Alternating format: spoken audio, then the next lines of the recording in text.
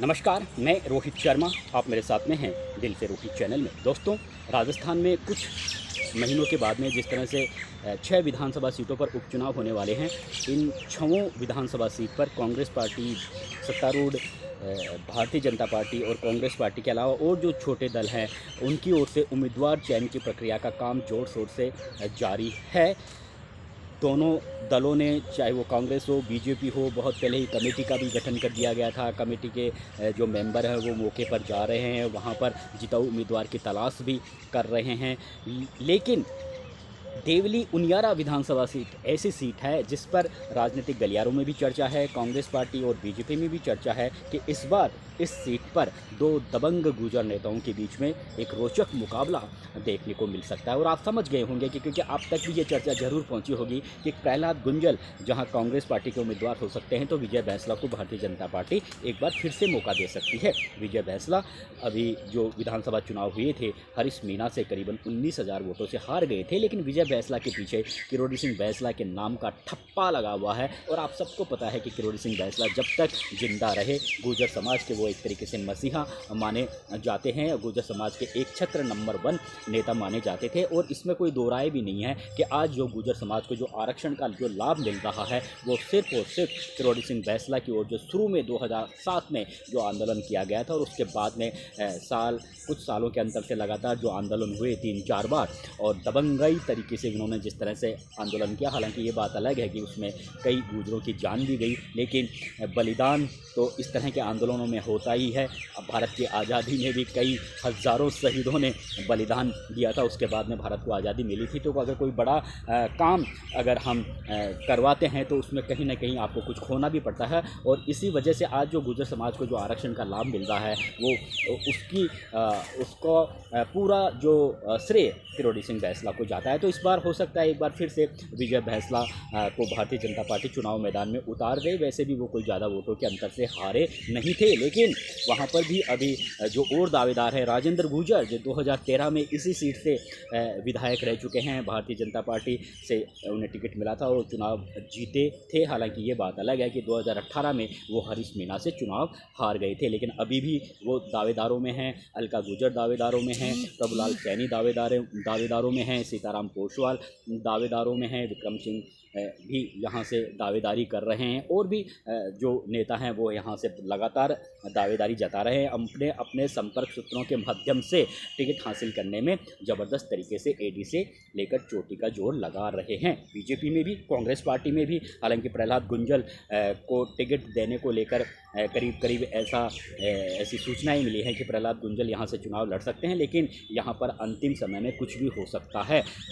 यहाँ पर कांग्रेस पार्टी इस सीट पर थोड़ा इस बार अपनी रणनीति को बदल सकती है, क्योंकि अब तक या इस सीट पर 4 जो विधानसभा चुनाव हुए हैं उसमें कांग्रेस पार्टी ने हर बार मीणा समाज के व्यक्ति को टिकट दिया है। सबसे पहले रामनारायण मीणा यहाँ से विधायक चुने गए थे, और उसके बाद में 2013 में जब चुनाव हुए तो उस समय राजेंद्र गुर्जर भाजपा के जीते थे, और उसके बाद में 2 लगातार चुनाव हरीश मीणा ने यहाँ से जीते हैं। यानी कांग्रेस पार्टी ने यहाँ से मीणा समाज को अब तक चुनाव मैदान में उतारा है। लेकिन इस बार गुर्जर समाज के, क्योंकि गुर्जर समाज के वोट यहाँ पर करीबन 45,000 है, तो उसमें सेंधमारी करने के लिए इस बार कांग्रेस पार्टी प्रहलाद गुंजल को इस चुनाव मैदान में उतार सकती है। तो कांग्रेस पार्टी की ये अपनी रणनीति है कि एक और अगर प्रहलाद गुंजल को यहाँ से चुनाव मैदान में उतार देंगे तो गुर्जर मतों का जहाँ विभाजन होगा, क्योंकि गुर्जर मत जो वो वोट तो उस मतों में तो विभाजन होगा ही। इसके अलावा जो कांग्रेस के जो परंपरागत वोट हैं, चाहे वो मीणा समाज के वोट हों, एससी के वोट हों,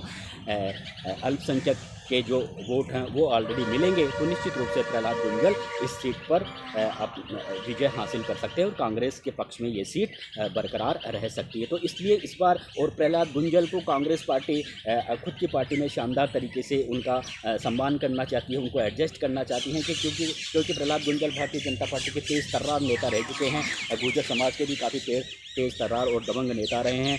लोकसभा चुनाव से ठीक पहले उन्होंने भाजपा को छोड़कर कांग्रेस पार्टी को ज्वाइन किया था, क्योंकि उन्हें ऐसा लगने लगा था कि भाजपा में अब उनकी ज़्यादा पूछ नहीं रह गई। और जिस तरह से उन्होंने कोटा में ओम बिरला को ज़बरदस्त तरीके से टक्कर दी, हालांकि चुनाव हारे, लेकिन उनकी हार में भी कहा जा रहा है कि वो एक तरीके से चुनाव जीते हैं। तो कांग्रेस पार्टी प्रहलाद गुंजल को इस सीट पर चुनाव लड़ाकर उन्हें विधानसभा में भेजने का एक तरीके से प्लान कर रही है। लेकिन यहाँ भी इस सीट पर भी कांग्रेस पार्टी में भी अभी तक रामनारायण मीणा लगातार संपर्क सूत्रों के माध्यम से अपनी दावेदारी जता रहे हैं। नमो नारायण मीणा, जो हरीश मीणा के भाई हैं, पहले केंद्रीय मंत्री रह चुके हैं, उनका भी नाम लिया जा रहा है। नरेश मीणा का भी यहाँ पर दावेदारी जताई जा रही है। इसके अलावा धीरज गुर्जर, जो प्रियंका गांधी के काफ़ी नज़दीकी हैं, वो भी इस सीट पर दावेदारी जता रहे हैं।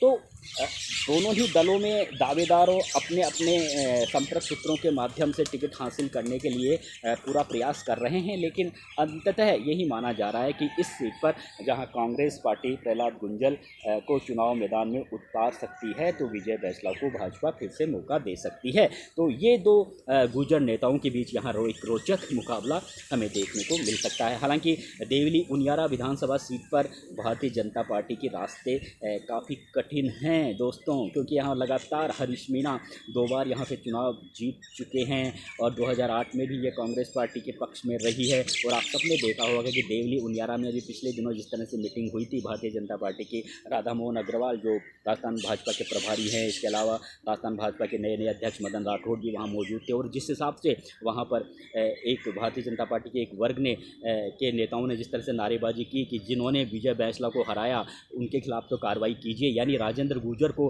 भारतीय जनता पार्टी के जो एक वर्ग के जो नेता वहाँ मीटिंग में मौजूद थे वो निशाना बना रहे थे, वो राजेंद्र गुर्जर के खिलाफ कार्रवाई की मांग कर रहे थे। तो उधर से राजेंद्र गुर्जर के जो समर्थक थे उन्होंने भी नारेबाजी शुरू कर दी थी। तो एक अजीब सा माहौल वहाँ पर, हंगामा की स्थिति वहाँ पर बन गई थी। तो हालात वहाँ पर ठीक नहीं है। अगर विजय बैंसला को एक बार फिर से अगर कांग्रेस बीजेपी टिकट देती है तो राजेंद्र गुर्जर और उनके समर्थक का आगे क्या रवैया रहेगा, क्या व्यवहार रहेगा, कोई कह नहीं सकता है। फिलहाल देखने वाली बात यही है कि इस सीट पर एक बार फिर से एक रोचक मुकाबला गुर्जर समाज के 2 दबंग नेताओं का हमें देखने को मिल सकता है। ये तो आने वाले समय में पता चलेगा कि किस गुर्जर की लाठी में ज़्यादा दम है और कौन विधानसभा तक पहुंचती है। जहां तक दबंगाई की बात है तो प्रहलाद गुंजल भी कब दबंग वाले नेता नहीं हैं, काफ़ी दमदार नेता हैं। गुर्जर समाज में उनकी भी काफ़ी अच्छी पकड़ है। और विजय बैंसला के नाम के पीछे कर्नल किरोड़ी बैंसला का नाम है। विजय बैंसला भी काफ़ी हाई प्रोफाइल पढ़ाई पढ़े हुए हैं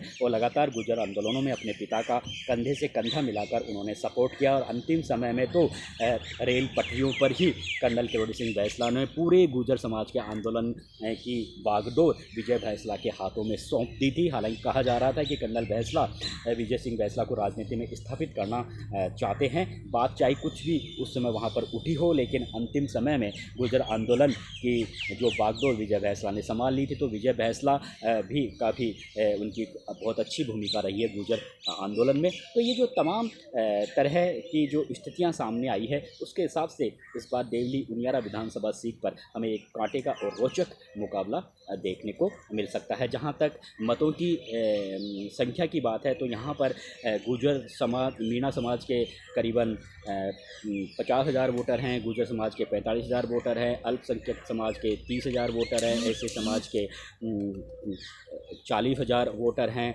वैश्य समाज के 22,000 वोटर हैं, ब्राह्मण समाज के 20,000 वोटर हैं, जाट समाज के 19,000 वोटर हैं और माली समाज के भी करीबन 19-20 हज़ार वोटर हैं। तो अगर देखा जाए तो अगर कांग्रेस पार्टी यहाँ से प्रहलाद गुंजल को चुनाव मैदान में उतारती है तो गुर्जर वोटों में जहाँ सेंधमारी होगी, वहीं जो कांग्रेस पार्टी को एससी के वोट मिलते रहे हैं, अल्पसंख्यक समुदाय के जो वोट मिलते रहे हैं, मीणा समाज के जो वोट मिलेंगे, तो निश्चित रूप से प्रहलाद गुंजल के रास्ते कुछ आसान यहाँ पर हो सकते हैं। लेकिन राजस्थान में भारतीय जनता पार्टी की सरकार है, हो सकता है यहाँ पर जो यहाँ के जो लोग हों वो ये सोचें कि अगर हम भाजपा के उम्मीदवार को जिताएंगे तो हो सकता है हमें कुछ ज़्यादा यहाँ पर बेनिफिट मिले। तो ये स्थिति भी यहाँ पर हो सकती है। तो कुल मिलाकर